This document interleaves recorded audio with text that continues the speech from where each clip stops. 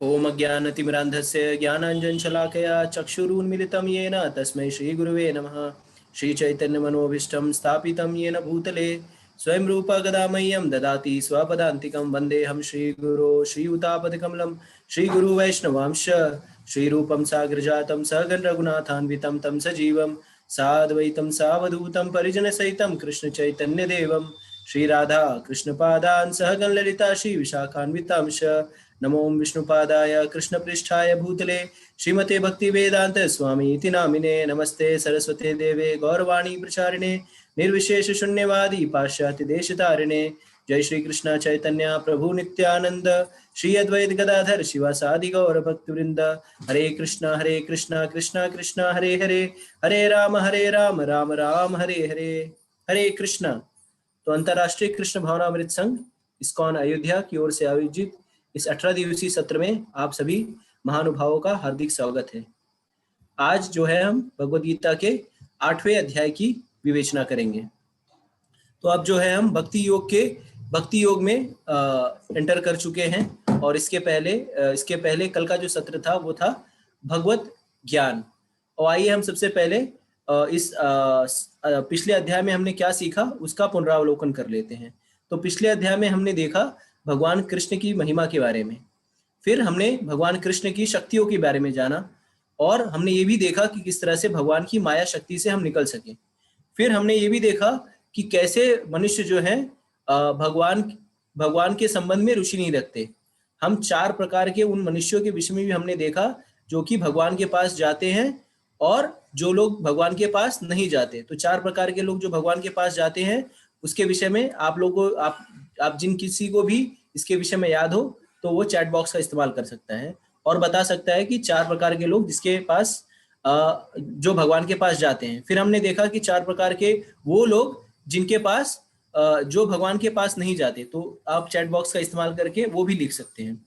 फिर हमने ये भी देखा कि देवी देवताओं की जो उपासना करते हैं वो किस तरह से भगवान की कृपा पर देवी देवता भी आश्रित रहते हैं। और फिर हमने माया से भगवान की तरफ शरणागत होने के विषय में किस तरह से हम भगवान के शरणागत हो ये भी जाना। अब आते हैं भगवत इस अध्याय 8 का नाम है भगवत प्राप्ति। तो अध्याय 7 का नाम था भगवत ज्ञान। अब ज्ञान प्राप्त होने के बाद अगला जो स्तर आता है वो प्राप्ति का आता है। तो पिछले इस अध्याय में अगर सारूप में गए तो इस अध्याय में भगवान कृष्ण अर्जुन द्वारा पूछे गए ब्रह्म क्या है आदि प्रश्नों का उत्तर देते हैं। भगवान कर्म, भक्ति तथा योग और शुद्ध भक्ति की भी व्याख्या करते हैं। श्रीमद् भागवत में कहा गया है कि परम सत्य ब्रह्म परमात्मा तथा भगवान के नाम से जाना जाता है। साथ ही जीवात्मा या जीव को ब्रह्म भी कहते हैं। अर्जुन आत्मा के विषय में पूछता है जिससे शरीर, आत्मा तथा मन का बोध होता है। और आत्मा का अर्थ कई बार मन, आत्मा, शरीर तथा इंद्रिय ये सारी चीजें कई बार जो है वो यूज की जाती हैं। तो अगर हम इस अध्याय को सार रूप में देखने का प्रयास करें तो श्लोक संख्या 1 से 4 में भगवान श्री कृष्ण अर्जुन द्वारा पूछे गए 8 प्रश्नों का उत्तर, अर्जुन जो है पहले 2 श्लोकों में 8 प्रश्न पूछते हैं और फिर उसके बाद भगवान उन 8 प्रश्नों का उत्तर देते हैं। पहले 7 प्रश्नों का उत्तर भगवान श्लोक संख्या 3 और 4 में देते हैं और उसके बाद का पूरा अध्याय जो है जो आखिरी प्रश्न का उत्तर देने में भगवान लगाते हैं। फिर श्लोक संख्या 5 से 8 के मध्य में मृत्यु के समय हमें कृष्ण को याद करना है, कैसे करना है इस विषय में बताते हैं। फिर उस भगवान को याद करने के विषय में कैसे उसकी 2-3 विधियां हैं, जैसे योग मिश्र भक्ति द्वारा, शुद्ध भक्ति द्वारा, और इन दोनों प्रोसेस से हम कैसे अंत समय में मृत्यु के समय कैसे याद कर सकते हैं ये भगवान बता रहे हैं। फिर हम भौतिक विश्व और आध्यात्मिक विश्व में देखते हैं जहां पे ब्रह्मा जी का आयु के विषय में देखते हैं और फिर हम ये देखते हैं कि इस तरह से हम शुद्ध भक्ति करके कृष्ण की प्राप्ति कर सकते हैं। तो आइए हम चलते हैं अर्जुन के प्रश्नों पर। तो पहले और दूसरे श्लोक में अर्जुन जो है वो कुछ प्रश्न करते हैं, 8 विषयों के विषय में भगवान से पूछते हैं। तो श्लोक ऐसे है, अर्जुन उवाच किम तद ब्रह्म किम आध्यात्मम किम कर्म पुरुषोत्तम आदिभूतम च किम प्रोक्तम आदि दैवम किमुच्यते आदि यज्ञ कथम को यत्र देहे अस्मिन् मधुसूदन प्रायण काले च कथम ज्ञेयोसि नित्यात्म भी। तो यहाँ पे अर्जुन जो है ये पूछते हैं 8 विषयों के विषय में पूछते हैं जिसे एक एक करके हम जो है उसको उसके विषय में जानेंगे। तो इन 2 श्लोकों में जो सबसे महत्वपूर्ण शब्द जो है वो है प्रायण काल। प्रायण काल का अर्थ सबसे महत्वपूर्ण है, क्योंकि अपने जीवन में हम जो भी करते हैं उसकी परीक्षा कब होती है? उसकी परीक्षा मृत्यु के समय होती है। अर्जुन उन लोगों के विषय में जो निरंतर कृष्ण भावनामृत में लगे रहते हैं, यह जानने के लिए अत्यंत उत्सुक हैं कि अंत समय में उनकी दशा क्या होगी। मृत्यु के समय शरीर के सारे कार्य रुक जाते हैं और मन सही दिशा में नहीं रहता। इस प्रकार शारीरिक स्थिति बिगड़ जाने से हो सकता है मनुष्य परमेश्वर का स्मरण ना कर सके। ठीक है, तो सब जो भी चीज हम कर रहे हैं उसका जो टेस्ट है, तो जैसे हम सभी को मालूम है कि जो भी व्यक्ति जन्म लिया है उसकी मृत्यु होगी, और मृत्यु ही जो है सबसे अटल सत्य है। और इसी मृत्यु के समय, जैसे कि हमने दूसरे अध्याय में भगवान ने कहा, देहिनो अस्मिन् यथा देहे कौमार्यम यौवनंजरा तथा देहांतर प्राप्ति धीरस्तत्र न मुह्यति। तो तथा देहांतर प्राप्ति, तो अब उस श्लोक को यहाँ पे भगवान रिलेट कर रहे हैं कि देहांतर प्राप्ति। अब मानो अर्जुन पूछ रहा हो कि देहांतर जो आपने कहा था दूसरे अध्याय में, तथा देहांतर प्राप्ति, वो देहांतरण कैसे होता है? तो देहांतरण यहाँ पे बता रहे हैं कि देहांतरण जो होता है वो प्रायण काल पे होता है। आगे के श्लोक में भगवान बताएंगे कि कैसी स्थिति में किस व्यक्ति को जो है कौन सा शरीर प्राप्त होता है। ठीक है, तो इसमें अर्जुन ने 8 प्रश्न किए थे। तो 8 प्रश्न कौन कौन से हैं? तो अर्जुन ने के 8 प्रश्न इस प्रकार हैं। अर्जुन पूछता है भगवान से कि हे कृष्ण, ये बताओ ब्रह्म क्या है, आध्यात्म क्या है, कर्म क्या है, आदि भूत क्या है, आदि देव क्या है, आदि यज्ञ क्या है, वो कहाँ रहता है, और मृत्यु के समय कृष्ण को कैसे याद करना चाहिए। तो अब चलिए हम एक एक चीज को देखते हैं। तो सबसे पहले देखते हैं कि ब्रह्म क्या है। तो ब्रह्म का अर्थ होता है जीव, तो जीवात्मा को ब्रह्म कहा जाता है, और परमात्मा जो है वो पार ब्रह्म होते हैं। तो ब्रह्म और पार ब्रह्म में अंतर क्या है? ब्रह्म और पार ब्रह्म में अंतर इतना है कि जीवात्मा और परमात्मा क्वालिटी में सेम है। जो गुण परमात्मा में है वही गुण जो है जीवात्मा में है, जो गुण पार ब्रह्म में है वही गुण जो है ब्रह्म में भी है। लेकिन दोनों में जो अंतर है वो क्वांटिटी का है, साइज का है। तो परमात्मा में जो सारे गुण हैं वो अनलिमिटेड क्वांटिटी में है, और जीवात्मा जो ब्रह्म है उसके अंदर जो है छोटे क्वांटिटी में है। तो ये अंतर आपको समझ में आना चाहिए कि कई बार लोग बोलते हैं कि हम भगवान हैं, हम भी भगवान हैं, आप भी भगवान, हम सब भगवान हैं। हम भगवान नहीं हैं, हमारे अंदर भी भगवान जैसे क्वालिटीज हैं। क्यों? क्योंकि हम उनके अंश हैं। जैसे श्रील प्रभुपाद जी उदाहरण देते हैं आग का, तो आग और चिंगारी दोनों क्वालिटी रूप में सेम है, दोनों फायर है, लेकिन क्वांटिटी वाइज डिफरेंट है। एक आग जो है वो धधकता हुआ एकदम बहुत गर्मी लगती है, एक आग में अगर हाथ डालेंगे तो प्राय आपका हाथ झुलस जाएगा। लेकिन अगर एक चिंगारी आपके हाथ के ऊपर पड़ेगी तो आपको थोड़ी सी जलन महसूस होगी, बस। लेकिन देखा जाए तो आग दोनों ही है। इसी तरह से ब्रह्म का अर्थ होता है जीव, और पार ब्रह्म का होता है अर्थ भगवान। तो भगवान ने तीसरे और चौथे श्लोक में इसका उत्तर दिया। ठीक है, इसके बाद आता है आध्यात्म क्या है। तो भौतिक चेतना का जीव का स्वभाव पदार्थ पर प्रभुत्व जताना है, किंतु आध्यात्मिक चेतना या कृष्ण भावनामृत में उसकी स्थिति परमेश्वर की सेवा करना होता है। तो जब हम भौतिक चेतना में रहते हैं तो हम क्या करते हैं? पदार्थ पर, इस भौतिक जो मैटर, जैसे हमने देखा परा और अपरा शक्ति। तो जो जीव शक्ति है वो कभी भी मैटर के ऊपर प्रभुत्व जमाने का प्रयास करती है। ये कब करती है? जब वो माया के द्वारा आच्छादित होती है। जब हम अपने आप को कंट्रोल मानते हैं तो इन सारी चीजों को कंट्रोल करने का प्रयास करते हैं। लेकिन जब हम अपनी शुद्ध चेतना में रहते हैं, कृष्ण भावना भावित रहते हैं, तो अपनी स्थिति को समझते हैं। तो अगर इटर्नल, अगर सही रूप से जीव की स्थिति क्या है, जीव का स्वभाव क्या है? जीव का स्वभाव है जीवेरे स्वरूप है कृष्ण रहते दास। तो जीवात्मा का कार्य है परमात्मा की सेवा करना। जैसे अगर मैं अपने शरीर का एग्जांपल दूं, तो ये जैसे उंगलियां देख रहे हैं आप, तो इस उंगली का कार्य क्या है? इस उंगली का कार्य है इस पूरे शरीर की सेवा करना। इसके अतिरिक्त इस उंगली का कोई कार्य नहीं है। जब तक ये उंगली इस शरीर से है, जब तक ये उंगली जो है आपके शरीर में है, तब तक इसको ठीक करने के लिए आप लाखों रुपए भी खर्च कर सकते हैं। लेकिन एक बार जब ये उंगली आपसे पृथक होगी, आपका कहना नहीं मानेगी, तो आप इसको, जब ये यूजलेस हो जाएगी तो आप इसको निकाल के फेंक दोगे और इसके पीछे देखोगे भी नहीं। तो कहने का तात्पर्य सिंपल सा ये है कि लघु का अर्थ है विभु की सेवा करना। तो आध्यात्म का अर्थ है अपने स्वाभाविक स्वरूप में रहना। और जीव का स्वाभाविक स्वरूप क्या है? जीव का स्वाभाविक स्वरूप है भगवान की सेवा करना। तो शास्त्रों से हमें समझ में आता है कि जीव जो है वो आध्यात्मिक प्रकृति में होता है, और उसी जब जब जीव जो है भौतिक प्रकृति में रहता है, जब उसकी चेतना जो है भौतिक होती है तो उसे भौतिक शरीर प्राप्त होता है। जब उसकी चेतना आध्यात्मिक होती है वो आध्यात्मिक शरीर प्राप्त होता है। और जब वो व्यक्ति भौतिक चेतना में रहता है, भौतिक शरीर में रहता है, मतलब ये शरीर, तो उसको कितने लाख योनियों में भ्रमण करना पड़ता है? 84 लाख योनियों में भ्रमण करना पड़ता है।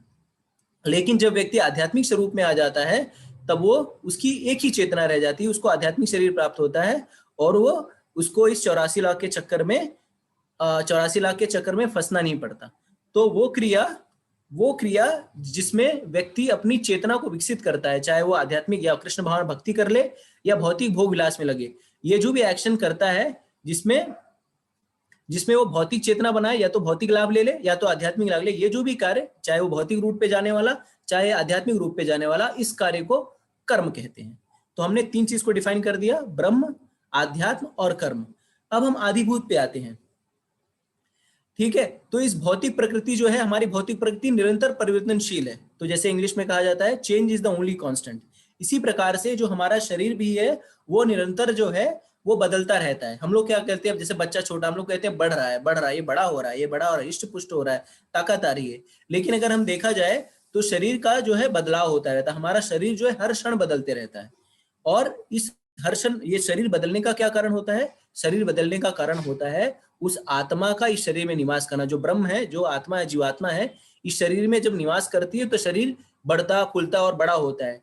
लेकिन जिस समय ये आत्मा निकल जाती है इस शरीर से, ये वही शरीर रहता है, वही केमिकल कॉम्पोजिशन रहते हैं, लेकिन फिर भी ये शरीर ना बढ़ता है ना गलता है, ये सड़ने लगता है। तो साइंटिस्ट लोग, जो वैज्ञानिक है, तथाकथित मॉडर्न वैज्ञानिक, वो इस चीज के विषय में जान ही नहीं पा रहे हैं कि ये शरीर जो है इसका लाइफ फोर्स क्या है। लेकिन अगर हम शास्त्र दृष्टि से देखें तो आत्मा ही जो है हमारे इस शरीर का चेतना का कारण है। इसके बाद ये जो भौतिक शरीर है, ये 6 चेंजेस से गुजरता है। ये उत्पन्न होता है, ये कुछ काल तक रहता है, कुछ गौण पदार्थ उत्पन्न करता है, बढ़ता है और क्षीण होता है और अंततः विलुप्त हो जाता है। तो कोई भी चीज जो क्रिएट होती है, इन 6 चीजों से उसको गुजरना पड़ता है। और इसी भौतिक प्रकृति को क्या कहते हैं? आदिभूत कहते हैं। इसके बाद प्रश्न आता है आदि देव क्या है? तो परमेश्वर का जो विराट स्वरूप की धारणा है, जो आगे चलकर भगवान हमें दिखाएंगे, जिसमें सारे देवी देवता उनके अंग में समाहित हैं, बहुत सारे मुख हैं, सब कुछ, ये सारी जो अवधारणा है उसे आदि दैवत्य कहते हैं। और ये विराट रूप का चिंतन किसको करने के लिए कहा गया है? तो आगे चलकर हम देखेंगे ये 9 दीक्षितों के लिए कहा गया है, नए भक्तों के लिए कहा गया है, जो भगवान के पूर्ण स्वरूप को जानने में थोड़े से कमजोर होते हैं। उनके लिए परमात्मा स्वरूप या आदि दैवत स्वरूप रहता है, विराट स्वरूप, कि चलो ठीक है, जब जिसको नहीं समझ में आता कि भगवान जो है वो भक्तों के साथ आदान प्रदान करते हैं, ये करते हैं और वो बहुत प्रेम है, भक्तवत्सल है, तो उनके लिए विराट स्वरूप है। लेकिन ये विराट स्वरूप जो है वो क्या है? क्षणिक है, परमानेंट नहीं है, टेम्परेरी है। ठीक है, इसे आदिभूत कहते हैं। अगला प्रश्न आता है आदि यज्ञ कौन है? तो परम पुरुषोत्तम भगवान श्री कृष्ण जो है वो आदि यज्ञ है, आदि दैवत्य है।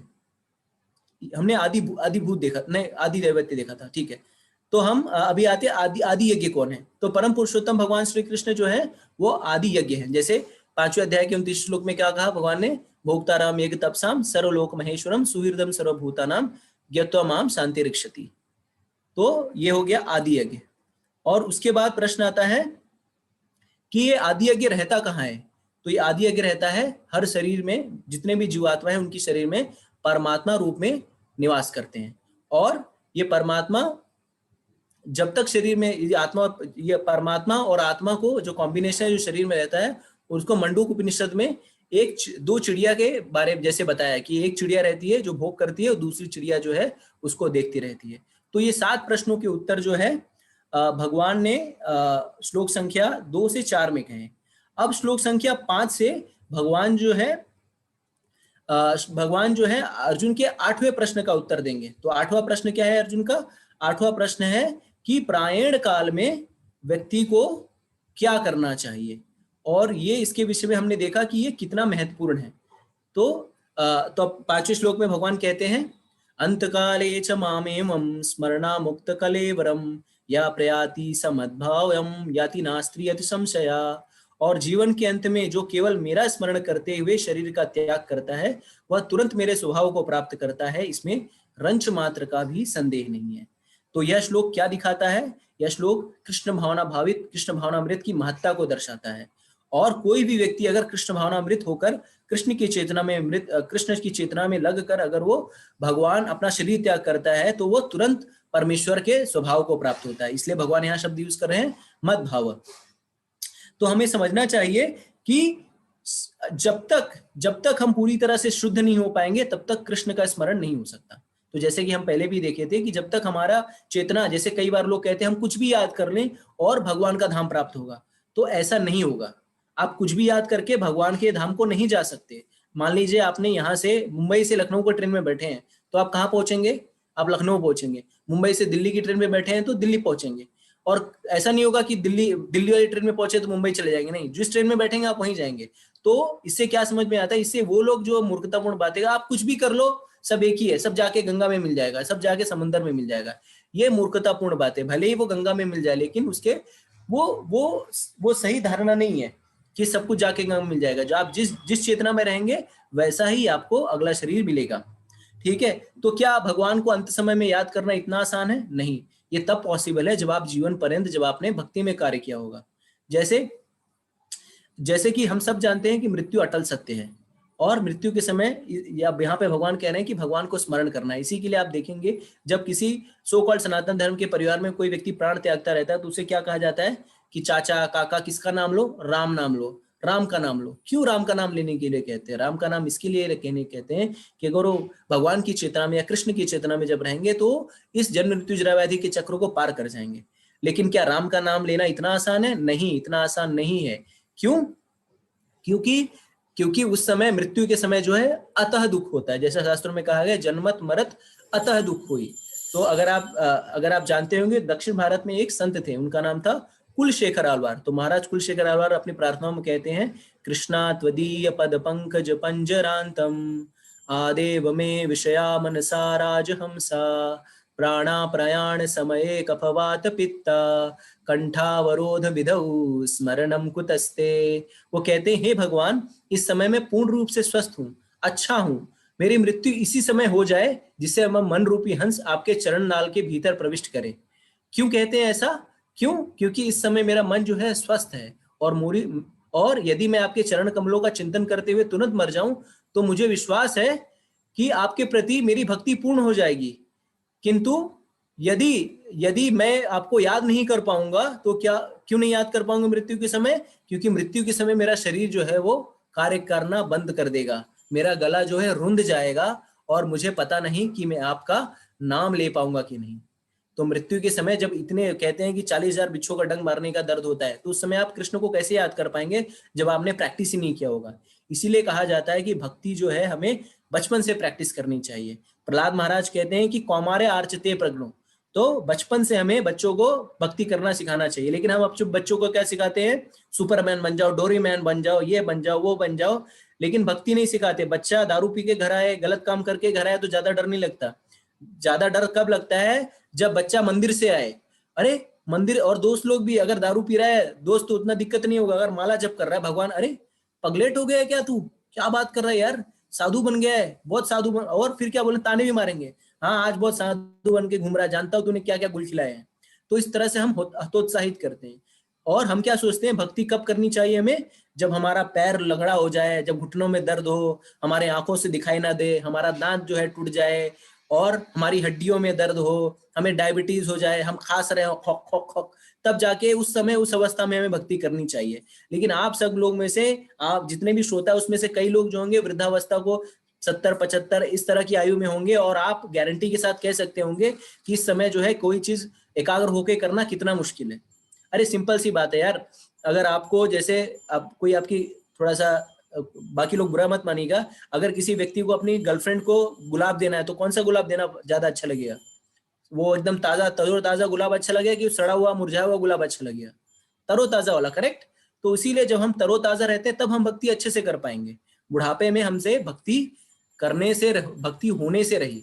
लेकिन हमें ये भी जानना चाहिए, अब यहाँ से हमें ये समझ में आ रहा है कि मृत्यु के समय कृष्ण को स्मरण करना है, मतलब मृत्यु हमारी टेस्ट है, कृष्ण को स्मरण करना जो है वो आंसर है। लेकिन क्या चीज हमें नहीं पता है कि वो टेस्ट कब है। तो हमें क्वेश्चन भी पता है, आंसर भी पता है, लेकिन टेस्ट कब नहीं है। तो अगर ये टेस्ट में कौन पास होगा, जैसे कई बार स्कूलों में आप लोग में से कई लोग शिक्षक होते हैं, तो आप लोग क्या करते हैं, वो वाला टेस्ट लेते हैं, क्या कहते हैं, सरप्राइज टेस्ट। तो सरप्राइज टेस्ट में कौन बच्चा उत्तीर्ण होता है, जिसने प्रैक्टिस किया हो। जो तेज तर्रार जो हरदम पढ़ता रहता है वही बच्चा उत्तीर्ण होता है। जो लिद्धड़ बच्चा होता है सरप्राइज टेस्ट में फेल हो जाता है। और मृत्यु जो है वो सरप्राइज टेस्ट है, उसमें वही पास होगा जो निरंतर भगवान की भक्ति में लगा रहेगा। हरे कृष्णा कृष्णा कृष्णा हरे हरे, हरे राम राम राम हरे हरे। आप जब भक्ति करते हैं तो आपको जो है बहुत सारे व्यवधानों का सामना करना पड़ता है, लेकिन भगवान चैतन्य कहते हैं, चैतन्य महाप्रभु कहते हैं कि नहीं, अवरोध है तो भी आपको भक्ति में लगा रहना है। भगवान कहते हैं, चैतन्य महाप्रभु कहते हैं, तृणाद अपि सुनिचेना तरोर अपि सहिष्णुना अमानि न मान देना कीर्तनिया सदा हरि।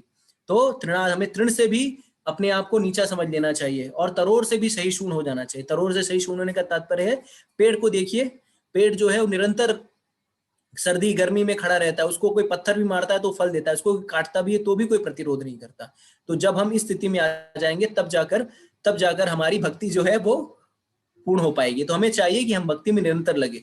और इसके बाद के श्लोक में भगवान कह रहे हैं कि पुनर्जन्म का नियम बता रहे हैं। तो हमने देखा कि भगवान को याद करना ये क्या है, ये सनम बॉनम है, ये मतलब एकदम कि ये थंब रूल है।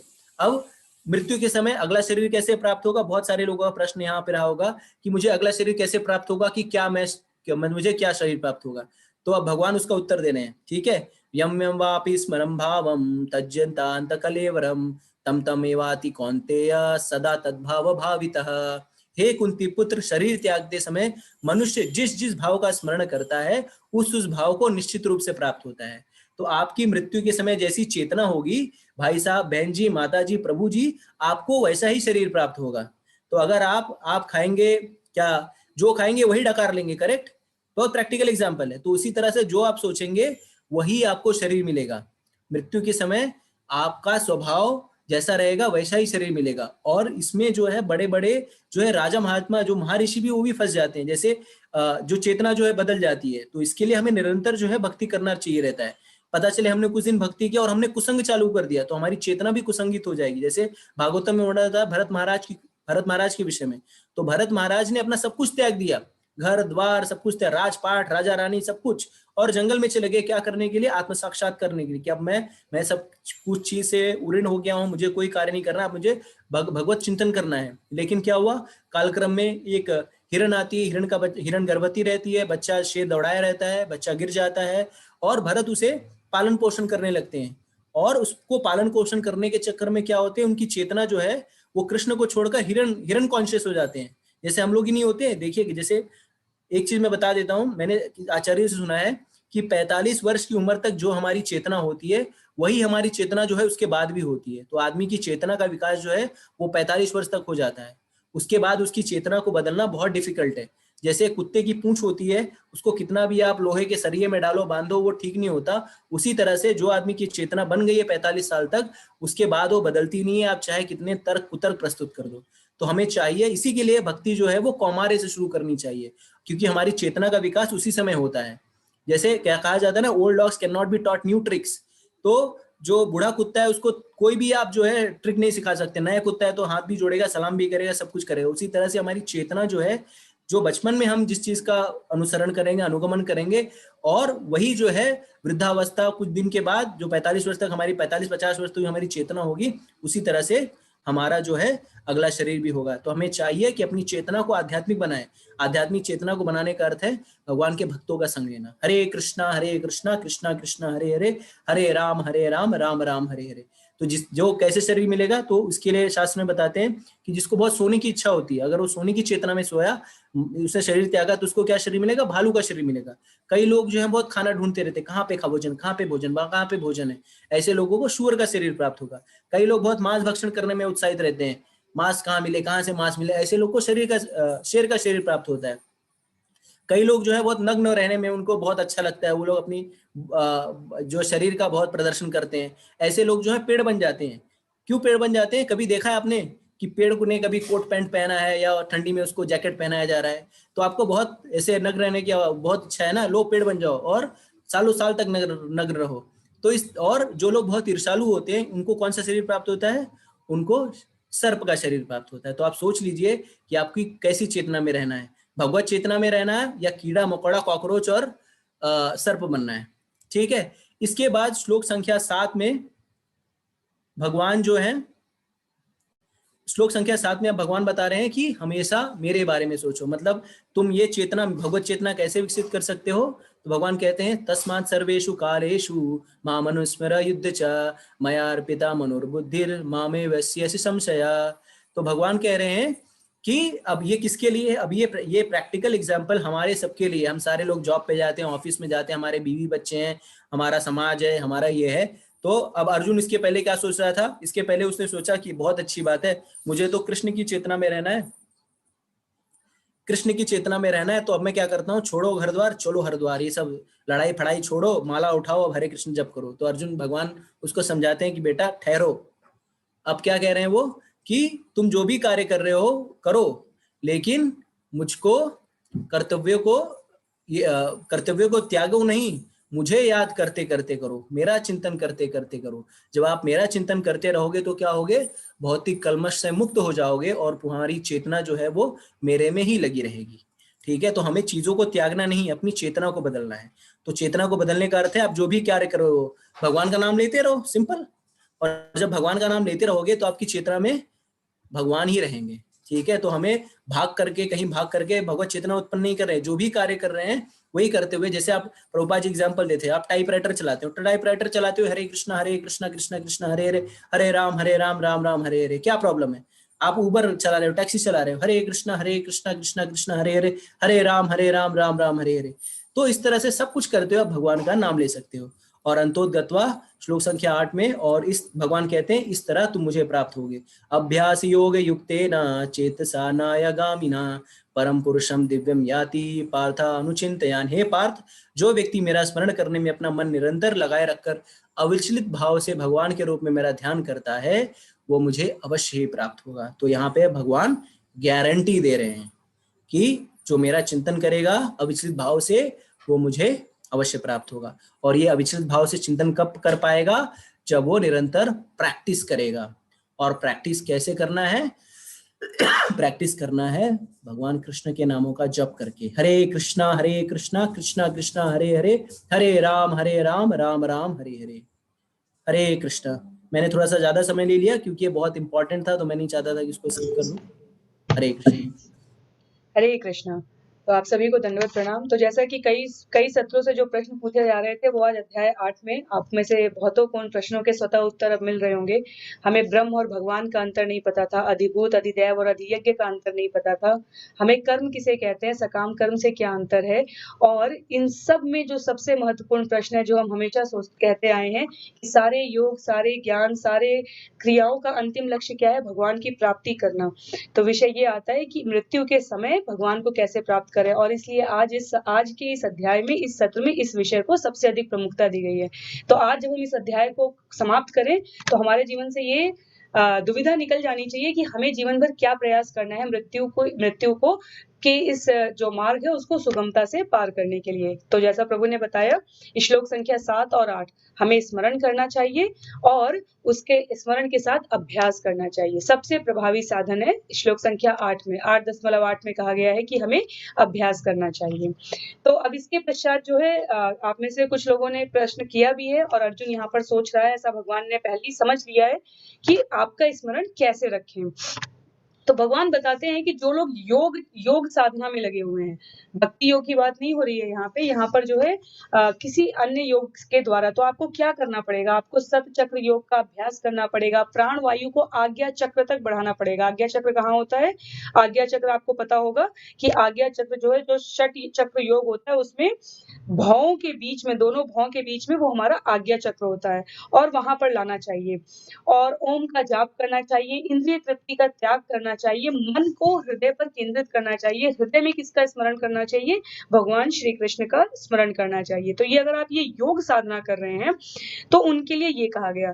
पर भगवान ने कहा कि अगर ये आपके लिए कठिन है तो भक्ति योग जो कि समस्त योगों से ऊपर बताया गया है, उसमें क्या करने की सही विधि है? कविम पुराणम अनुशासितारम अड़ो अरणीयाम स्मनरु स्मरेद्य सर्वस्य धाता अमचिन्त्य रूपम आदित्य वर्णम तमस परस्तात्। तो यहाँ पर भगवान कह रहे हैं कि मनुष्य को चाहिए कि परम पुरुष का ध्यान किस रूप में करे? सर्वज्ञ, पुरातन, नियंता, लघुतम से भी लघुतर, प्रत्येक का पालन करता, समस्त भौतिक बुद्धि से परे, अचिंत्य तथा नित्य पुरुष के रूप में करे। इस प्रकार समझना चाहिए कि वो सूर्य की भांति तेजवान है और इस भौतिक प्रकृति से परे दिव्य रूप में है।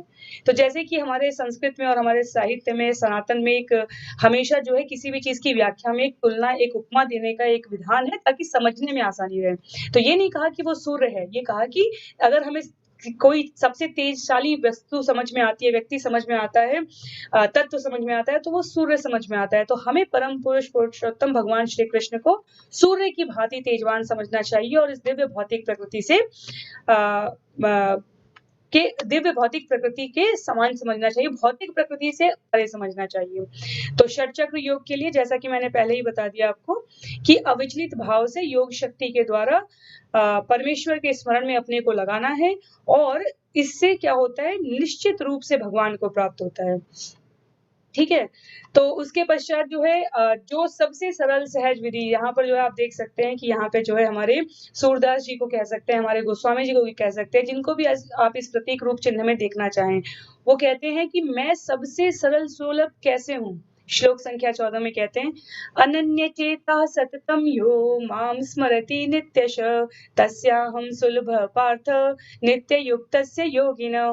जो अनन्य भाव से, अनन्य का मतलब हुआ न अन्य और कोई नहीं, भाव से निरंतर मेरा स्मरण करता है, उसके लिए मैं सुलभ हूँ, क्योंकि वह मेरी भक्ति में प्रवृत्त रहता है। तो कई लोगों का प्रश्न था कि मीराबाई कौन सी तपस्या करती थी। कई बार लिखा गया था, कई लोगों का प्रश्न नहीं था, लेकिन ये प्रश्न कई बार था। तो आप देख सकते हैं कि मीराबाई इस भौतिक जगत में रहते हुए भी भौतिक जगत की सारी क्रियाओं से अपने आप को ऊपर रख चुकी थी। वो भक्ति परंपरा में कही जाएंगी क्योंकि वो हर समय भगवान का स्मरण, चिंतन, कीर्तन, गायन, सेवनम, नवदा भक्ति की जो विधियां हैं उनमें से वो लगभग सभी विधियों को वो जो है अपने जीवन में अनुपालन करती आ रही थी। आज के सत्र में अभी मैं देख रही थी जब प्रभु ये सब इतने सुंदर तरीके से बता रहे थे, तो आप में इस लोगों का प्रश्न था कि क्या कृष्ण के लोक से वापस नहीं आता है भक्त? तो उसका उत्तर भगवान ने यहाँ पर स्वयं दे दिया है। भगवान का कहना है, मामुपेत्य पुनर्जन्म दुखालयम अशाश्वतम नाप्नुवन्ति महात्मानः संसिद्धिं परमां गता। एकमात्र जो भक्ति है, जो भक्त हैं, जो भक्ति योग में लगे हुए हैं, वो शुद्ध भक्त कहे जाएंगे, और जो शुद्ध भक्त है उनका पुनर्जन्म नहीं होता, क्योंकि उन्हें परम सिद्धि प्राप्त हो जाती है। यहाँ पर इस जगत के बारे में भी जो दो विशेषताएं हम लोग हमेशा कहते हैं, अशाश्वतम दुखालयम, दुखों से पूर्ण इस अनित्य जगत में वो वापस नहीं लौटते हैं। तो कुछ लोग पूछ रहे हैं आप लोग कि पुनर्जन्म में विश्वास रखना चाहिए या नहीं गुरुजी? तो हमारी भगवत गीता पुनर्जन्म की अवधारणा को प्रतिपादित करती है। पुनर्जन्म होता ही है, जैसा कि हमने कहा, जिस प्रकार के कर्म रहेंगे आपको उससे प्रारब्ध बनेगा, उस प्रारब्ध को भोगने के लिए आना पड़ेगा, और जिस प्रकार की इच्छा रहेंगी उसी इच्छाओं के अनुसार हमारा आगे का जो हमारा गति होता है वो बनता चला जाता है। ठीक है, तो विषय बहुत सरल है। हमें इनको, क्योंकि अब तक हम लोग लगभग आधे मार्ग पर पहुंच चुके हैं भगवत गीता को सुनने और समझने के इस यात्रा में। तो अब जो आप देखते जाएंगे कि जो श्लोक है ना, उसमें भगवान बहुत ज्यादा अर्जुन को मेहनत नहीं कर रहे हैं। भगवान जो है एक प्लेटफॉर्म तैयार कर चुके हैं अर्जुन को। वो सब तरह का योग बताने के बाद अब अर्जुन को जो है वो मार्ग दिखा रहे हैं, क्योंकि अर्जुन पहले ही शरणागत था, और हम सबके लिए उसने जितने भी प्रकार के क्वेश्चन मार्क, जितने भी प्रकार के प्रश्न है, अब वो समझना चाहता है, अब वो अपने जीवन में पालन करना चाहता है। तो हम लोग भी जानना चाहते हैं कि अगर ये सब ज्ञान पता है तो इस जीवन की गति क्या है। तो जैसा प्रभु ने बताया, कई लोग कहे कि गर्लफ्रेंड का एग्जाम्पल अच्छा नहीं था। हमें समझना चाहिए कि विषय जो है, हमें बिल्कुल गर्लफ्रेंड का एग्जाम्पल बिल्कुल सही है। मैं एक स्त्री हूँ, मैं कह सकती हूँ गर्लफ्रेंड के एग्जाम्पल में कोई बुराई नहीं है। आप उसको बहन से, पत्नी से, माँ से, किसी से भी रिप्लेस कर सकते हैं। गर्लफ्रेंड का मतलब एक स्त्री मित्र हुई। आप गर्लफ्रेंड की परिभाषा जो आपको फिल्मों ने और समाज ने विकृत रूप में सिखाई है, वो आप समझना चाहते हैं, तो इसमें हमारी कोई गलती नहीं है, ठीक है? लेकिन अगर आपको उससे अच्छा कुछ शब्द चाहिए, तो आप ऐसे समझ सकते हैं कि किसी भी देश में कोई भी सरकार, वो भी आपको 60 साल के बाद, 58 साल के बाद, 65 साल के बाद, 70 साल के बाद कर्म नहीं करने देती। कहती है कि अब आप पुराने हो चुके हैं, जीर्ण हो चुके हैं, जर्जर हो चुके हैं, अब हमें नवयुवक चाहिए जो कि आपकी जगह वैकेंसी निकालने के लिए चाहिए। तो आप सोचिए, जब इस भौतिक जगत में आप काम करने के लिए अनुपयुक्त करार दिए जाते हैं, तो फिर आप क्या सोचते हैं कि आध्यात्मिक जगत जो इस इंद्रिय चेतना से इतने ऊपर है, उसमें जो है काम करने की आपके अंदर योग्यता आ जाती है। तो इसलिए इन उदाहरणों को कहने का तात्पर्य सिर्फ इतना ही है कि भक्ति जिस क्षण हम इस भौतिक जगत में आए हैं, उस क्षण से शुरू हो जानी चाहिए। उम्र और जैसी हमारी अभ्यास रहेगी, जैसी हमारी साधना रहेगी, वैसी ही हमारी अंतिम गति होगी। इस बात को यहाँ पर प्रमुखता से बताया जा रहा है। एक प्रश्न है मृत्यु के संबंध में, क्या ईश्वर के नाम का जप करने वाला व्यक्ति भी मृत्यु के समय कष्ट पाता है? तो कष्ट तो अशाश्वतम दुखालयम कहा गया है इस जगत को। अगर आप भौतिक रूप से जो है आपका शरीर कष्ट में होगा, तो आप उसे किस प्रकार समझते हैं, ये आप पर निर्भर कर सकता है। हो सकता है तुलसीदास जी की तरह अगर हमारे अंदर ये चेतना आ जाए कि ये मेरे जितने भी कर्म हैं, जितने भी मेरे जन्म-जन्मांतर के सुकृत जो है, कर्मा है, वो सब कट रहे हैं। तो ये आपकी अपनी मनोस्थिति पर निर्भर करता है। पर हमने बहुत सारे वैष्णवों के उदाहरण पढ़े हैं, सुने हैं और अपने जीवन में अनुभव किए हैं, आचार्यों के मुँह से सुने हैं कि शरीर छोड़ते समय शारीरिक कष्ट होने के बावजूद वो उन्होंने अपने चेहरे पर एक मुस्कान के साथ शरीर छोड़ा, क्योंकि उन्हें इस बात का विश्वास था कि उनकी अंतिम गति निश्चित है। उनके आस-पास हरिनाम कीर्तन हो रहा था, वो जो है पूर्ण चेतना के साथ थे और वो अपने मुँह से स्वयं भगवान का स्मरण भी कर सकते थे। ठीक है? तो आगे भगवान स्पष्ट करते जा रहे हैं, जैसा मैंने कहा पुनर्जन्म की अवधारणा को यहाँ पर प्रतिपादित किया गया है। सर्वोच्च लोक से लेकर इस भौतिक जगत में सर्वोच्च लोक से लेकर, हमने पुनः और पुनः ये कहा है, भौतिक जगत में सर्वोच्च लोक आपका ब्रह्मलोक, सत्यलोक है और नीचे तक के सारे लोक, धरती से नीचे भी 6 लोक है, जहां जन्म तथा मरण का चक्कर लगा रहता है। किंतु हे कुंती पुत्र, जो मेरे धाम को प्राप्त कर लेता है, वह फिर कभी जन्म नहीं लेता। तो कृष्ण लोक के अलावा, कृष्ण लोक में पहुंचने के अलावा अन्य सभी लोगों में अगर आप पहुंचते हैं, तो यकीन मानिए आपको जन्म लेना ही पड़ेगा। किसी भी रूप में आप जो है इन लोकों में रहिए, पुनर्जन्म की गति बनी रहेगी। हमारे एक बहुत ही सुंदर उदाहरण आते हैं ध्रुव महाराज, क्योंकि कई बार लोग कहते हैं कि माला तो करते हैं, नाम तो लेते हैं, भक्ति तो करना चाहते हैं, लेकिन मन नहीं लगता।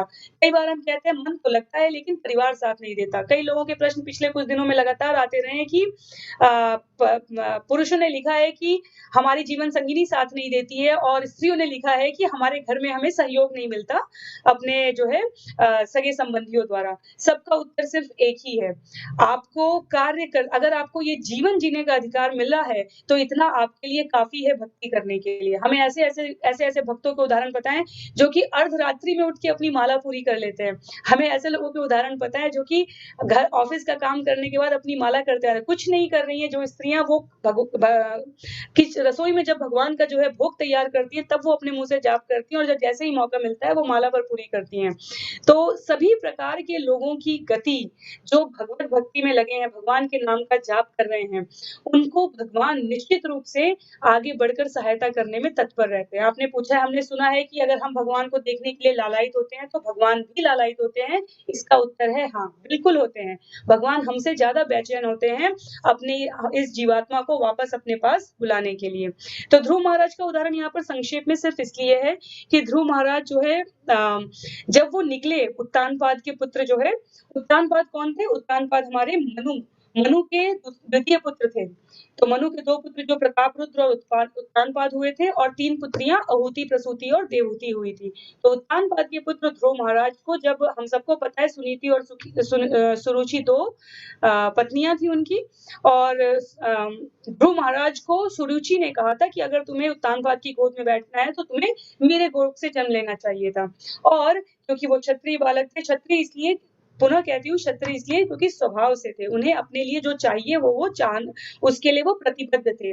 और जब उन्हें लगा कि अब मुझे पिता से भी बड़ा राज्य चाहिए, इस कामना के साथ वो निकले थे। लेकिन जब उन्हें मार्ग में नारद मुनि मिले, उन्होंने योग साधना की, उन्होंने 6 महीने तक तप किया था, भगवान प्रकट हुए थे और भगवान के दर्शन के पश्चात जिस प्रकार की भक्तिमय स्तुति उन्होंने गाई थी, आप भागवतम से लेके किसी भी ग्रंथ से लेके किसी भी भक्त का उदाहरण देख लीजिए, वो किसी भी योग साधना से शुरुआत करे, अंत भक्ति पर ही आके होता है। क्योंकि भक्ति का अर्थ क्या है? भगवान को शरणागत हो जाना। जैसा प्रभु ने बताया कि उँगली का ये जो उँगली है, कोई भी शरीर का अंग है, उसका उद्देश्य क्या है? शरीर की सेवा करना। अगर वो कहे कि मैं शरीर से अलग हूँ, तो फिर आप सोच लीजिए कि ये पूरी व्यवस्था ही विक्रम उसमें चली जाएगी, बिल्कुल तारतम्य उसका खत्म हो जाएगा। तो ध्रुव महाराज ने कहा कि मुझे अब ये राज्य चाहिए ही नहीं प्रभु, लेकिन क्या भगवान ने नहीं दिया? भगवान ने कहा कि मेरे दर्शन करने के उपरांत अगर तुम्हारी इच्छा अधूरी रह जाएगी, तो फिर ये मेरी श्रेष्ठता में एक प्रकार का प्रश्नात्मक चिन्ह हो जाएगा। और ध्रुव महाराज को जो लोक मिला है वो ब्रह्मलोक से ऊपर है, वो इस भौतिक जगत से ऊपर है। वो वैकुंठ जब आप जो है चार्ट देखते हैं लोकों का क्रम कैसे है, उसमें वो वैकुंठ से जस्ट नीचे होता है और ब्रह्मलोक से जस्ट ऊपर होता है, जहाँ पे सप्तऋषि भी परिक्रमा कर रहे हैं। तो आप दिव्यता देखिए भक्ति योग की, कि भगवान ने ऐसा कौन सी कामना लेके 5 वर्ष का बालक गया और भगवान ने उनको कहाँ स्थापित किया। और ऐसा नहीं है कि ध्रुव महाराज अकेले चले गए। ये जब आप भक्त बनते हैं तो आपके जीवन में सबसे बड़ा सद्गुण होता है कि आप सदाशय होते हैं, आप बड़े ही करुणामय होते हैं, बड़े ही दयालु होते हैं। जैसे कि अर्जुन है यहाँ पे, अर्जुन ने भी करुणा के वश कहा कि मेरे हाथ पैर कांप रहे हैं। तो ध्रुव महाराज भी वैसे ही कहते हैं कि मुझे ये मार्ग तो मेरी माँ ने दिखाया था, तो मेरी माँ मेरे साथ चलनी, मुझसे पहले मेरी माँ को ये दिव्य लोक प्राप्त होना चाहिए। और देवदूतों ने उन्हें उत्तर दिया था कि बिल्कुल होगा आपको। तो ध्रुव अपने साथ साथ माता सुनीति को भी लेकर गए थे। अब एक बहुत ही एनालिटिकल, बहुत ही तकनीकी विषय आता है इस अध्याय में, जिसे हम कहते हैं कि काल की गणना।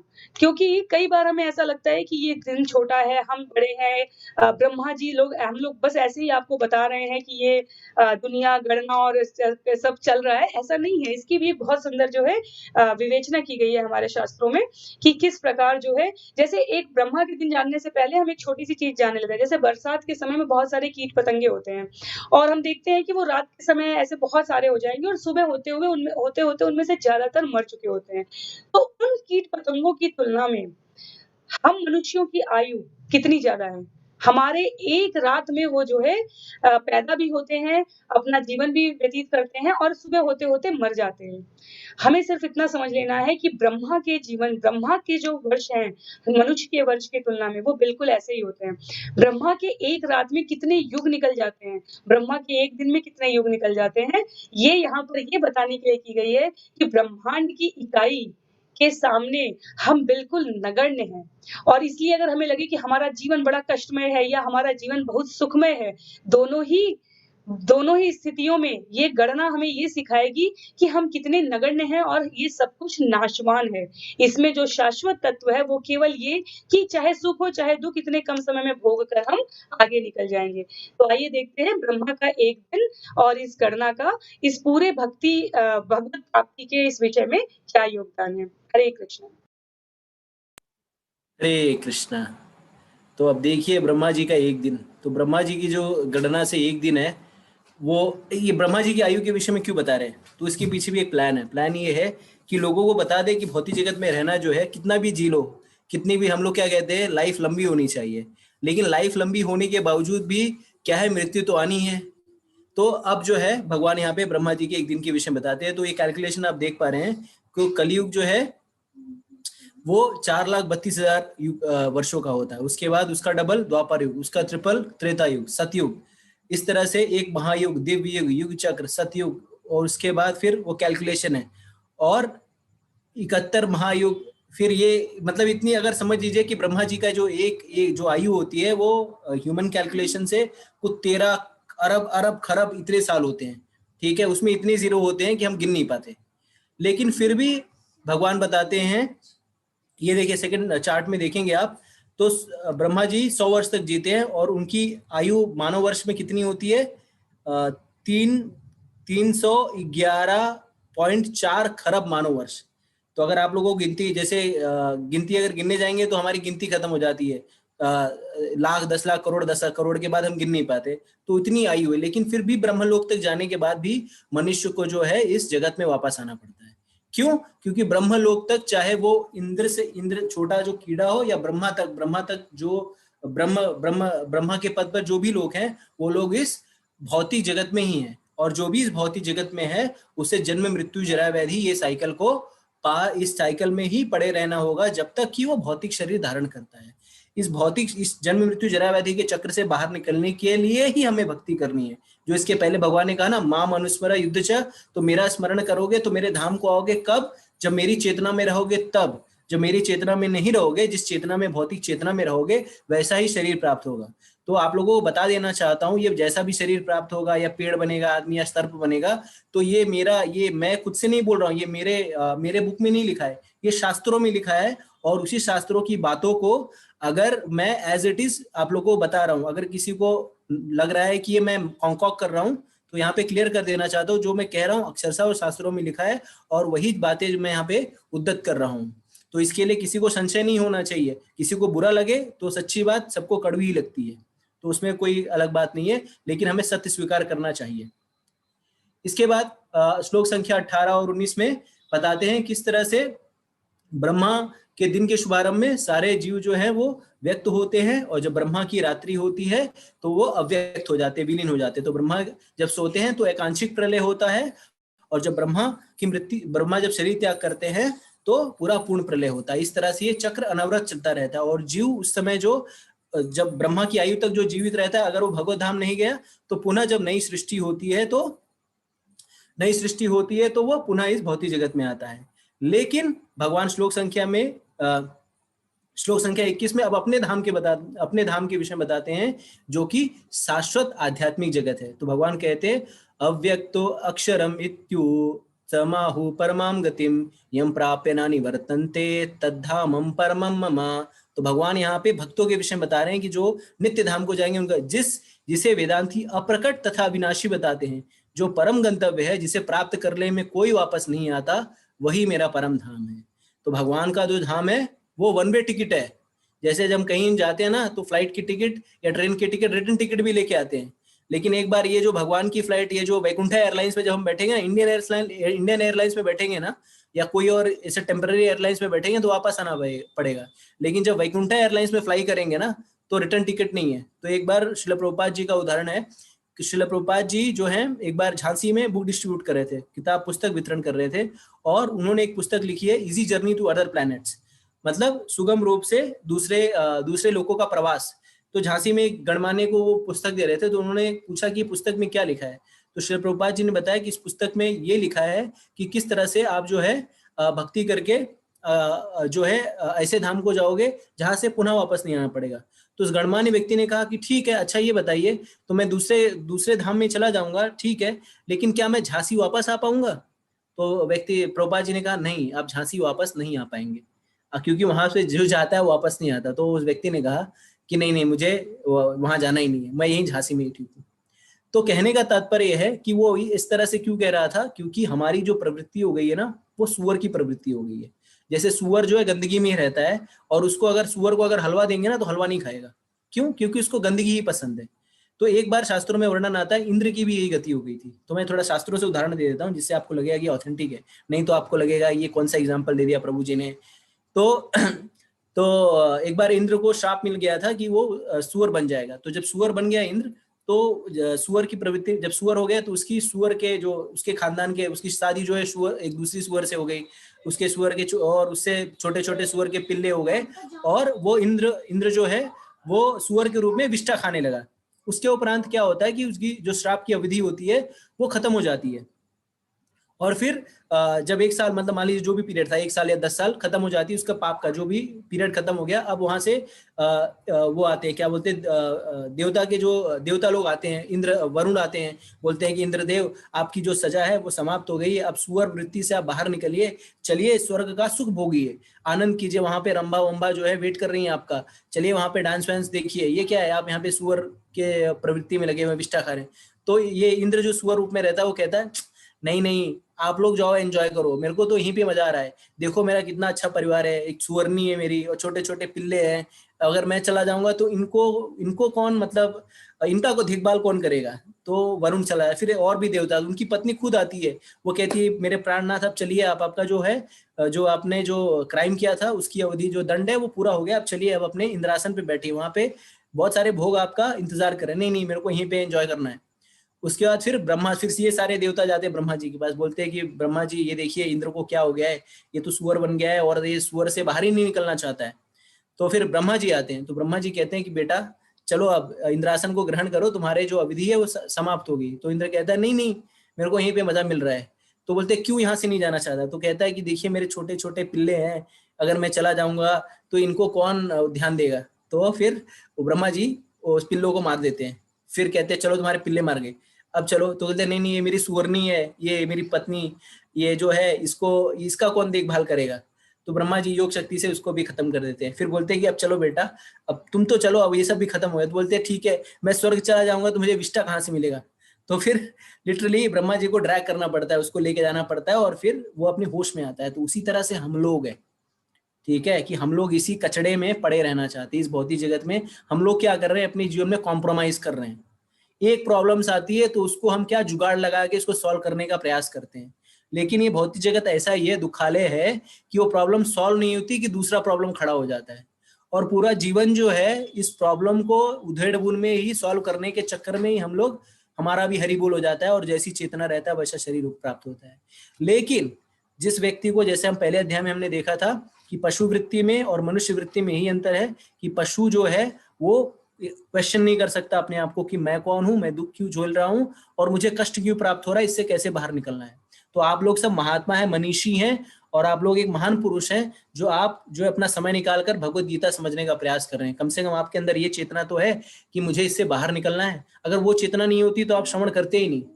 तो हमें क्या समझ में आ रहा है कि ये मनुष्य जीवन में जैसे आपके ऊपर बोझ लगा हो, एक और प्रैक्टिकल एग्जांपल रूपक बता रहा हूँ, कि आपके कंधे पे, राइट शोल्डर पे अगर 10 किलो या 100 किलो आपने लाद रखा है, तो वो बोझ कब कम होगा? तो कोई कहेगा कि दूसरे दूसरे कंधे पे रख लो। अरे भैया, दूसरे कंधे पे रख लोगे तो 100 किलो का तो 100 ही किलो रहेगा, यहाँ से वेट यहाँ चला गया। या यहाँ पे कमर पे ले लो, बोझ तब कम होगा जब आप उसको साइड में रख देंगे।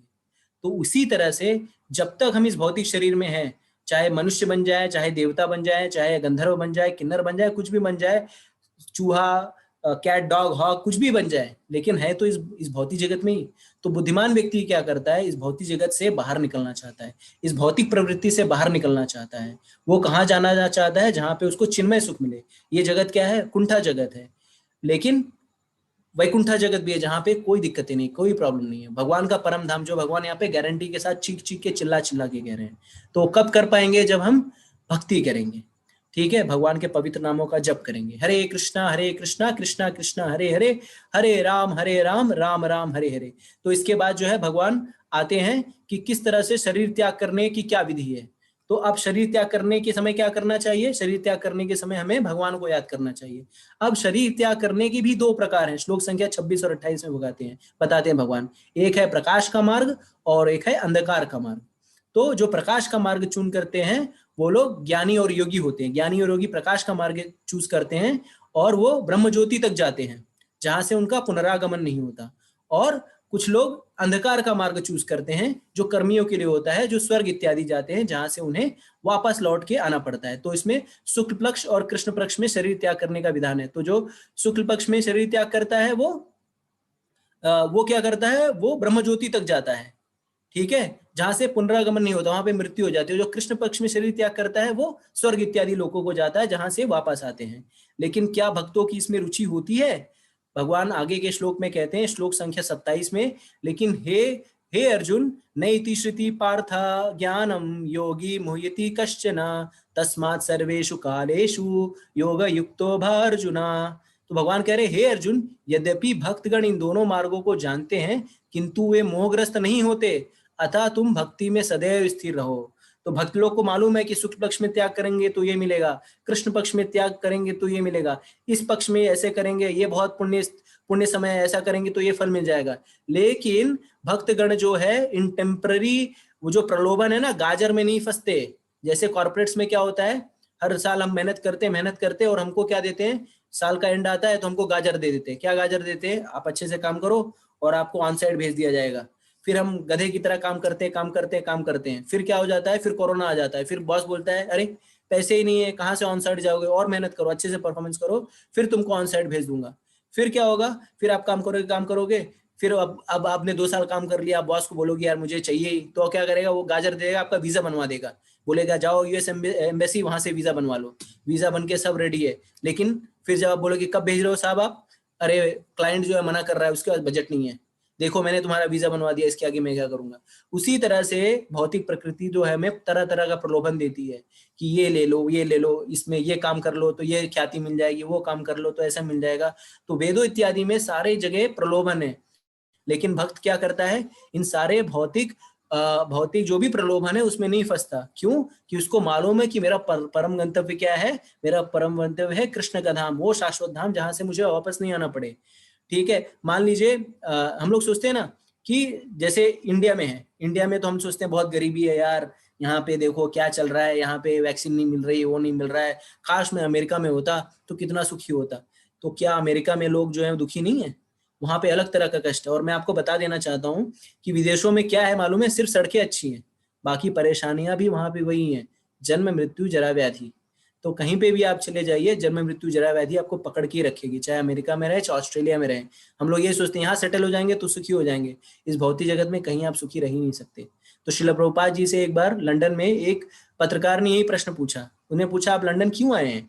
तो श्रील प्रभुपाद जी ने कहा कि मैं लंदन आया हूँ आप लोगों को कृष्ण भावना, कृष्ण चेतना देने, आपको वो देने आया हूँ जो आप मेरे हमारे से लूट के नहीं ले आ पाए। तो बोले अच्छा, तो आप ये कृष्ण चेतना कर रहे हैं, भक्ति करो भक्ति करो, लेकिन आप ये इस विषय में क्यों नहीं देखते कि आपके यहाँ पे मोर्टेलिटी रेट कितनी ज्यादा है, आपके यहाँ पे जो इन्फेंट मोर्टेलिटी रेट है कितनी है, बच्चे जो हैं वो बचपन में ही मर जाते हैं। तो श्री प्रभुपाद जी ने कहा regardless of whether you are in India, regardless of whether you are in Australia, mortality rate is always 100%। तो ये मृत्यु दर जो है हर जगह जो है 100% ही है। तो बुद्धिमान व्यक्ति जो है इस मृत्यु दर के चक्कर में पड़ेगा ही नहीं। ठीक है, प्रॉब्लम्स में हम लोग सब बचना चाहते हैं, लेकिन जुगाड़ लगा के इधर उधर नहीं, प्रॉब्लम्स को यहाँ वहां भगाने से प्रॉब्लम नहीं सॉल्व होगी। प्रॉब्लम तब सॉल्व होगी जब हम प्रॉब्लम की जड़ के ही तोड़ देंगे, जब उसकी जड़ से ही बाहर निकल जाएंगे।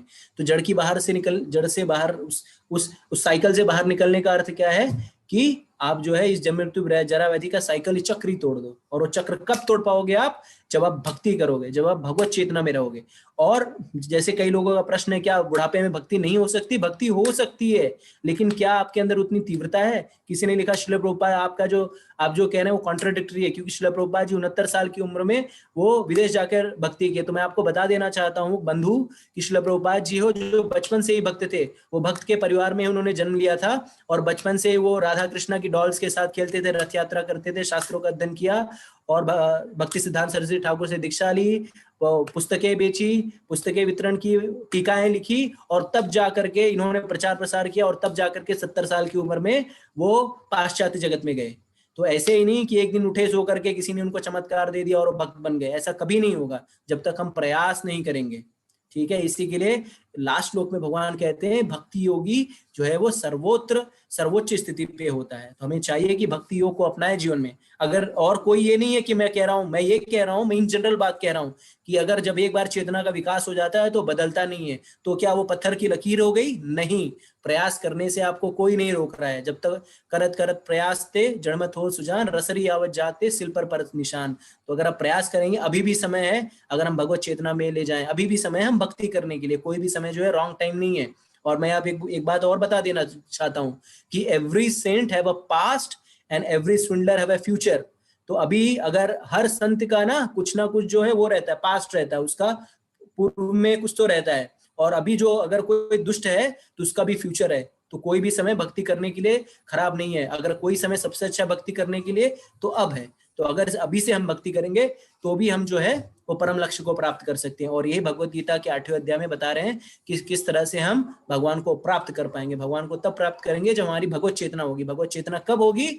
जब हम भक्तों के संग में रहेंगे, जब हम भगवान के पवित्र नामों का जप करेंगे, और जब हमारे पास सब कुछ है वो भगवान को केंद्र में रख के करेंगे। तो अर्जुन को कहा मां मुनुस्मर युद्ध चा, ये नहीं कहा कि छोड़ो घर द्वार, छोड़ दो, अब चलो अब हो गया, तुम भक्ति करो और यहाँ से जाओ। नहीं, आप गृहस्थ हैं, आप जॉब कर रहे हैं, आप डॉक्टर है, कुछ है, तो आप भगवान का नाम लीजिए और भक्ति करिए, सब कुछ कृष्ण के निमित्त करिए, कृष्ण चेतना का विकास करिए और अपने जीवन को सफल बनाइए। हरे कृष्णा।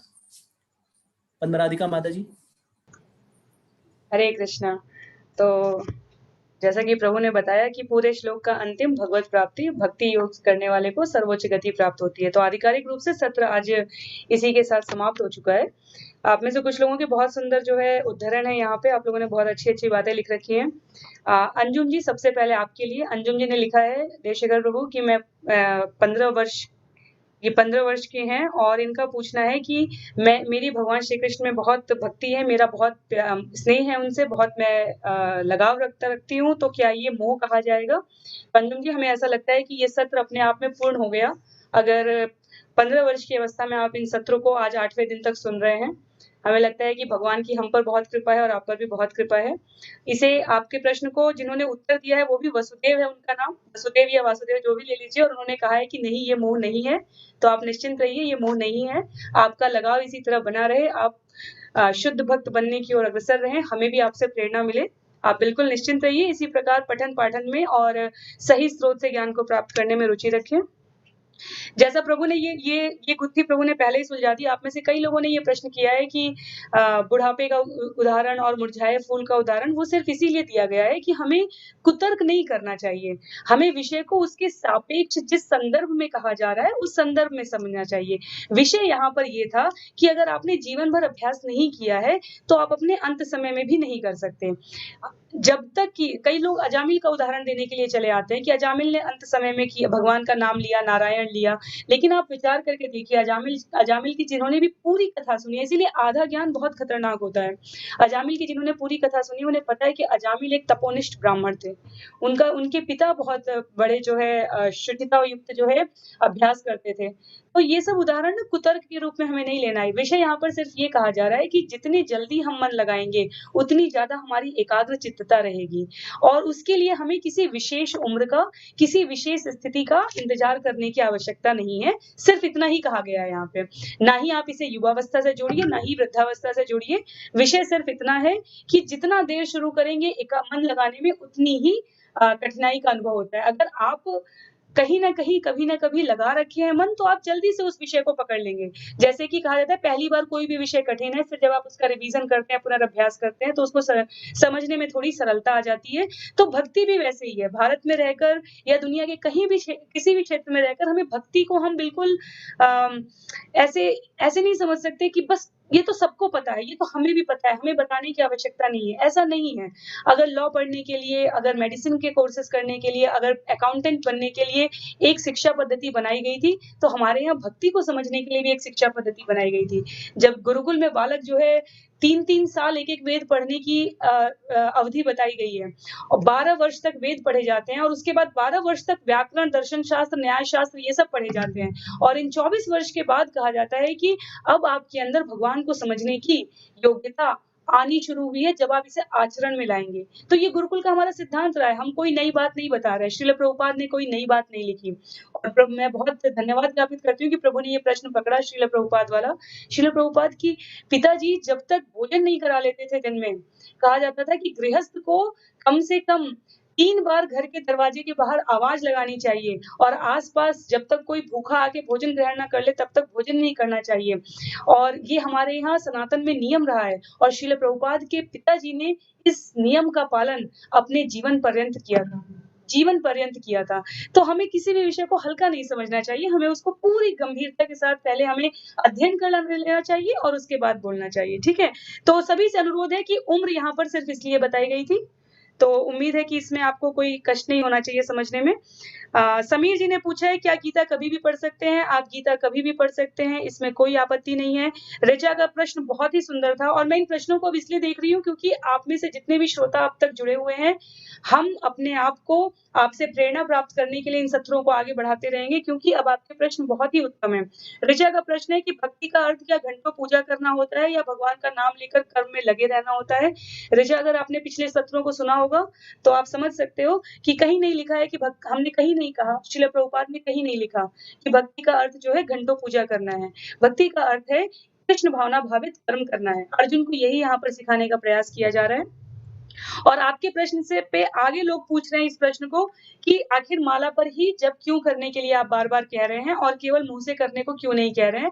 तो आप मान के चलिए कि इस भौतिक जगत में जहाँ हमारे सांसें भी गिनी जा रही हैं, वहाँ माला पर गिनने के लिए इसलिए कहा जाता है ताकि परिमाण रूप में क्वांटिटेटिवली मात्रा हमें पता रहे कि हमने अपने मन को शुद्ध करने के लिए जो आचार्यों ने नियम बनाए हैं, वो उस उतनी अनुपात में हम कर पा रहे हैं कि नहीं। एक पूरा सत्र रखा जा सकता है, आचार्यों की बहुत-बहुत टिप्पणियाँ हैं कि इतनी ही माला क्यों करनी चाहिए, 16 माला ही क्यों करनी चाहिए और हर माला में 108 ही क्यों होते हैं। इन सब पर बहुत सुंदर-सुंदर व्याख्याएँ हैं और ये एक अलग से सत्र में की जा सकती हैं। आप जिनका प्रश्न है कि माला पर किसका जप करना चाहिए, देवशेखर प्रभु ने आज 4 बार हरे कृष्ण महामंत्र पूरा बोला। हरे कृष्ण, कृष्ण कृष्ण हरे हरे, हरे राम, राम राम हरे हरे। कलयुग में जो है चैतन्य महाप्रभु ने और श्वेतेश्वर उपनिषद में स्पष्ट रूप से कहा गया है कि कलयुग के लिए ये मंत्र जो है अधिकृत रूप से सभी को जाप करना चाहिए। ठीक है, आप में से कुछ लोगों का आज के विषय से संबंधित प्रश्न है कि अगर पुनर्जन्म होता ही है और हमें अगर पिछले जन्म की अपनी घटनाएं याद रहेंगी तो हम जो है कम पाप करेंगे और क्यों भगवान ऐसा पुनर्जन्म याद करने में, पिछले जन्म याद करने में मदद क्यों नहीं करते हैं। तो ये विषय यहाँ नहीं आया है अभी, लेकिन बहुत ही संक्षेप में आपको बता दूं कि शास्त्र ऐसा कहते हैं, आचार्य ऐसा कहते हैं कि हमारे आसपास जितने लोग हैं वो हमें अपने पुनर्जन्मों के हिसाब से ही मिले हैं। उनमें से कुछ हमारे सुख के कारक होते हैं, कुछ हमारे दुख के कारक होते हैं, ये हम सब महसूस कर सकते हैं। ठीक है, अब अगर आपको पता चल जाए कि ये जो पति या पत्नी या पुत्र या पुत्री या सगे संबंधी, माता पिता, संतान किसी भी रूप में जो हमें मिले हैं, ये पिछले जन्म में मेरे साथ इतने बुरे थे या इतने अच्छे थे, तो आप कभी भी इस मोह से बाहर नहीं निकल पाएंगे। आप सिर्फ इस शरीर रूपी उसमें बंधे रह जाएंगे। तो इसलिए भगवान, और जब आपको ये पता चल जाए, क्योंकि हम में से कोई नहीं कह सकता कि वो सदा सर्वदा सुखी रहा है अपने इन वर्तमान परिस्थितियों के कारण, तो इसका अर्थ ये हुआ कि इन्हीं परिस्थितियों में से कुछ लोग या कुछ परिस्थितियां हमें दुख दे रही हैं और वो हमारे पिछले जन्मों के उससे मिली हैं, हमें प्रारब्ध से। तो अब अगर आपको उसमें ये पता चल जाए तो इस अशाश्वतम दुखालयम जगत में आपको और कष्ट ही प्राप्त होगा, आनंद नहीं प्राप्त होगा। क्योंकि आनंद तो केवल यही है कि अगर अच्छे लोग मिल जाएंगे, आप सिर्फ इस जन्म को, मृत्यु को इस उदाहरण से समझ लीजिए आज के लिए, हम सब प्लेटफॉर्म पर हैं। जब जिसकी ट्रेन आएगी उसको चले जाना है, इस नियम को कोई नहीं टाल सकता। प्रभुपाद जी का जो आज का उदाहरण है कि मृत्यु दर हर जगह 100% है, ठीक है, तो कोई नहीं टाल सकता, कभी नहीं टाल सकता। प्लेटफॉर्म पे जिसकी ट्रेन आई है, अगर 2 लोग सेम ट्रेन में यात्रा कर रहे हैं, अगर संबंध मधुर रहेंगे तो यात्रा सुगमता से निकल जाएगी, अगर नहीं है तो यात्रा में कष्ट होगी, लेकिन यात्रा सबकी समाप्त होनी है एक दिन। तो ये शरीर और इससे जुड़ी हुई यात्रा और संबंध इसी रूपण के अनुसार हमें समझने का प्रयास करना चाहिए।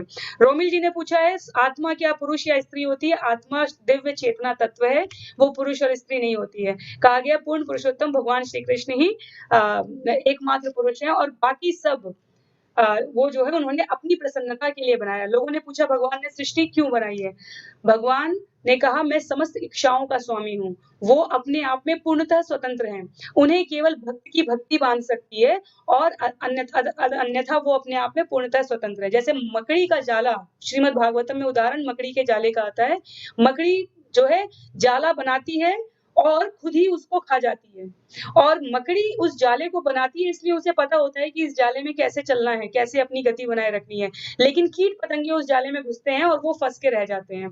तो भगवान की ये जो सृष्टि है ये उन्होंने अपनी प्रसन्नता के लिए बनाई है, हमारी अथॉरिटी नहीं है। अगर आपको लगता है कि आप में से कोई इस अथॉरिटी तक पहुंच सकते हैं तो प्रयास करिए। भगवान भक्तों के सामने सब कुछ उत्तर प्रस्तुत करने के लिए तैयार रहते हैं, लेकिन उसके लिए हमें योग्यता अर्जित करनी पड़ती है। तो अगर उत्तर समझना है क्यों बनाई है सृष्टि, तो भगवान ने अपनी प्रसन्नता के लिए बनाई है।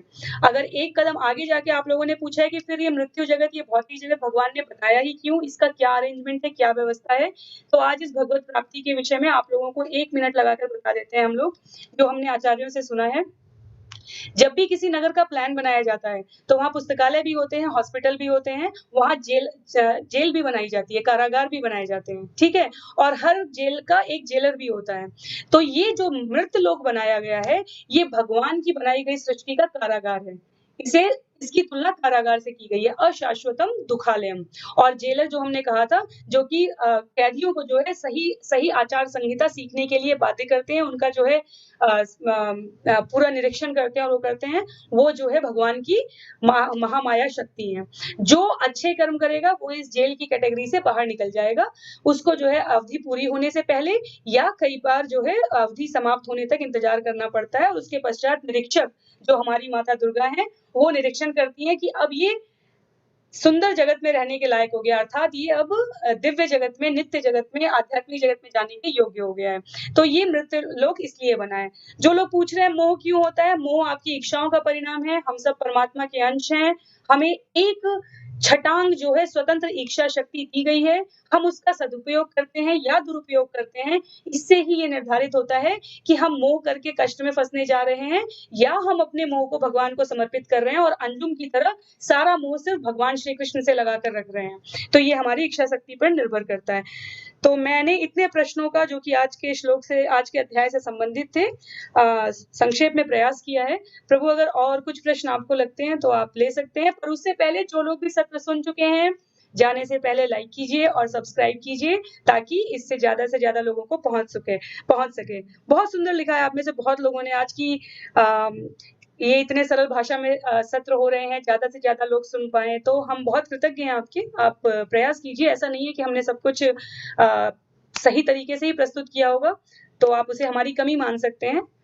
ज्ञान अपने आप में सही है, पूर्ण है। अगर हम नहीं सही तरीके से प्रस्तुत कर पाए होंगे तो ये हमारी अपनी कमी है। तो देवशेखर प्रभु, हरे आपके कृष्णा। लिए। तो आपने माता जी सब समराइज कर दिया।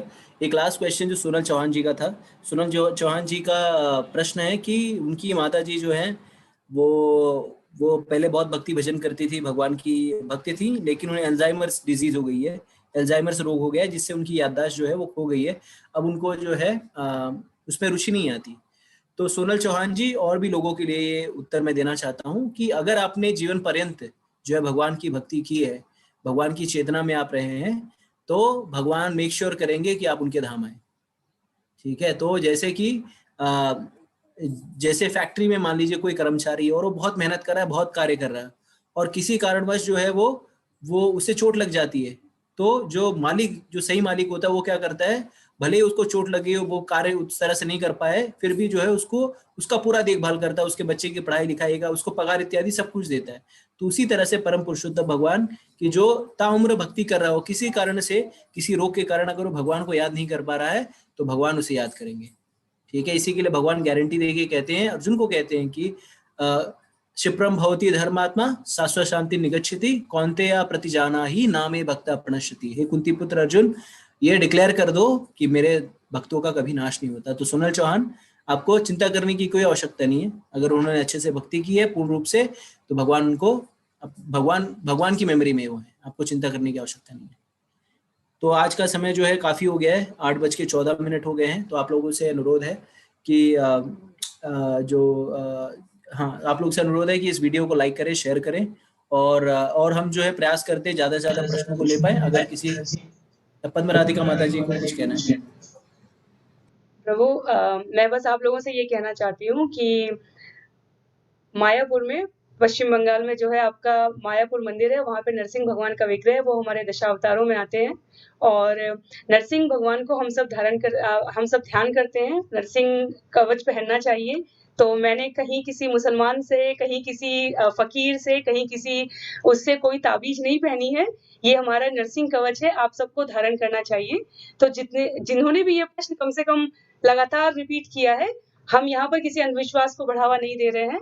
आप भगवान को कंठी माला, तुलसी माला, नरसिंह कवच, जिस भी प्रकार से तिलक, चंदन, ये सब हमारे एक वैष्णव के ये सब मुख्य बिंदु होते हैं, ये बताने के लिए, ये परिचायक होते हैं कि आप भगवान के भक्त हैं। और ये आपको स्मरण कराते हैं किसी भी प्रकार के कर्म में आगे बढ़ने से पहले किस प्रकार कृतज्ञता ज्ञापन करनी चाहिए। तो ना ही प्रभु ने कोई ऐसी जो है वो पहनी है, और ना ही मैंने कोई ताबीज पहनी है। हम लोगों ने ये नरसिंह कवच और तुलसी माला धारण किया हुआ है, जो हर वैष्णव भक्त को धारण करने का प्रयास करना चाहिए। तो आप लोगों से अनुरोध है कि आप लोग जो है इस सत्र को लाइक करें, वीडियो को शेयर करें, और अध्ययन सामग्री के विषय में जिनका प्रश्न है, तो अध्ययन सामग्री जो है वो थोड़ा विलंब हो रहा है। मेरे ख्याल से 7वें और 6ठे अध्याय की अध्ययन सामग्री जो है इस्कॉन अयोध्या की वेबसाइट पे अभी तक अपलोड नहीं कर पा रही है, तो हम उस विषय को ठीक करने का प्रयास करेंगे। सारी अध्ययन सामग्री जो है आपको www.iskonayodhya.com ये जो वीडियो है उसकी विवरण में है, उस लिंक पे जाइए और अध्ययन सामग्री को डाउनलोड करिए। दूसरी चीज है रजिस्ट्रेशन के विषय में, तो अगर आप किसी को लग रहा है कि उसका रजिस्ट्रेशन नहीं हुआ है तो विवरण में ही रजिस्ट्रेशन लिंक भी दी हुई है, आप लोग उसके रजिस्टर करिए। और साथ ही साथ आप लोग ये प्रयास करिए कि जो भी आपने सुना है उसको धारण करें। अगर मैं आप लोग से हाथ जोड़कर माफी मांगना चाहता हूँ कि अगर किसी को मेरी बात जो है बुरी लगी हो, हम यही प्रयास करते हैं कि जो भी शास्त्र उचित जो भी बातें हैं जो शास्त्रों में लिखी हैं उसका वो बताया जाए। हाँ, थोड़ा उसको व्यवहारिक रूप देना पड़ता है जिससे आम जनता को समझ में आए। तो इस तरह से जो है हम इस सत्र को यहाँ पे समाप्त करते हैं। और कई श्रोताओं ने लिखा कि इसे समाप्त नहीं कहा करिए, इसे पूर्ण कहा करिए।